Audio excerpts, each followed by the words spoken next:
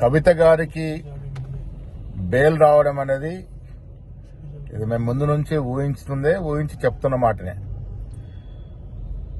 ఇన్నాళ్ళు బెయిల్ రాకుండా ఉన్నటువంటి కండిషన్స్ ఇప్పుడు ఎందుకు నిర్వీణం అయిపోయినాయి, ఎందుకు బెయిల్ వచ్చింది అనే అంశం లోతుగా ఆలోచించినప్పుడు మీకు మాకు అర్థం కావాల్సింది బీజేపీలో బీఆర్ఎస్ విలీన ప్రక్రియ ఈ బెయిల్ ద్వారా మొదలైందని చెప్పొచ్చు. మేము ముందు నుంచి చెప్తా ఉన్నాం, గత 10 ఏళ్లుగా బీజేపీ బీఆర్ఎస్ పార్టీ చీకటి ఒప్పందంలో ఉన్నారు. అన్ని కూడా కూడబలుపుకొని వారు కార్యక్రమాలు చేసినారు.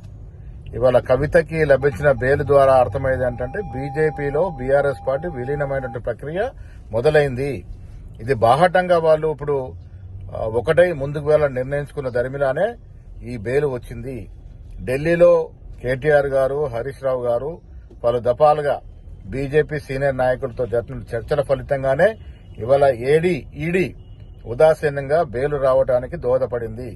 సో తెలంగాణ రాష్ట్ర ప్రజలు అర్థం చేసుకోవాల్సింది, ఈ రాష్ట్రంలో అధికారులున్న కాంగ్రెస్ ప్రభుత్వానికి, రేవంత్ రెడ్డి గారి నాయకత్వానికి ఇబ్బందులు పెట్టడానికి బీజేపీ బీఆర్ఎస్ పార్టీ కూడగలుపుకొని ముందుకెళ్తున్న తరుణంలోనే ఇవాళ ఈ కవిత గారికి బెయిల్ అవడం జరిగింది. అసలైన తొలి వెలుగు. ఫాలో వాట్సాప్ @తొలి వెలుగు official.